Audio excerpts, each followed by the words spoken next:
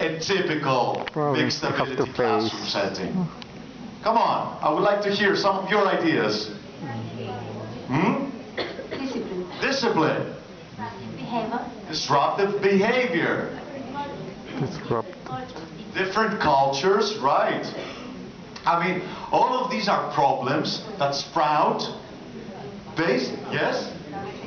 Behavior, right. So we gotta mark what are those antecedents that contribute to an undesired behavior. And the styles of learning, exactly.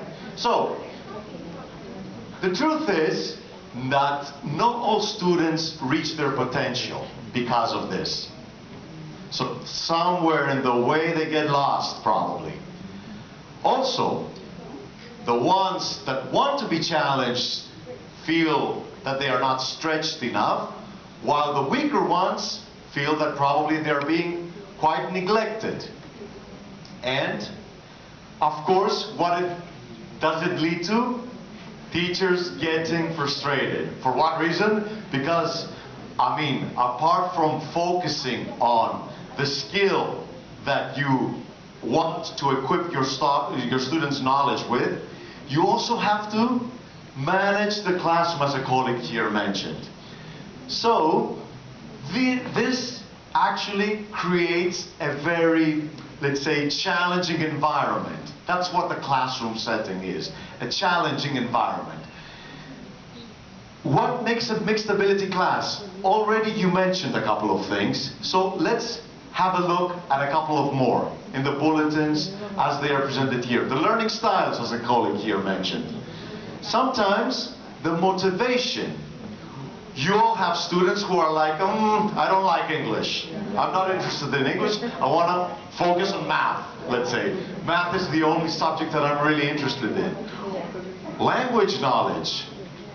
I would combine this with the background knowledge. Let's say, I mean, because we mentioned before that a classroom is made up of different personalities that have to coexist in a common setting.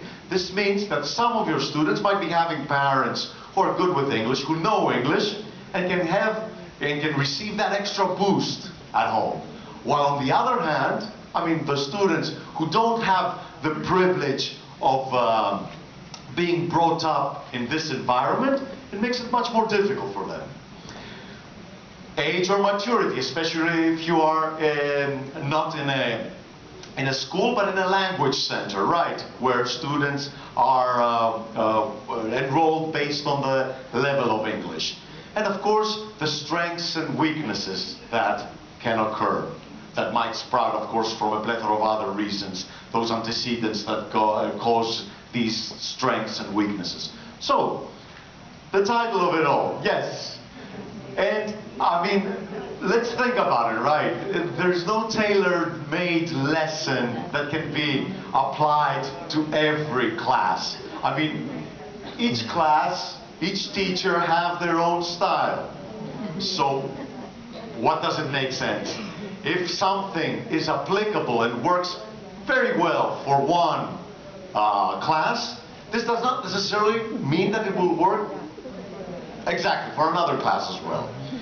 So, let alone, I mean, like when it comes to, especially if we have to consider the developmental stage of our students, it makes sense that we cannot have something that fits them all, whether it is clothing, to take it literally, or metaphorically when it comes to education. So, what we're going to be doing right now is taking a look at some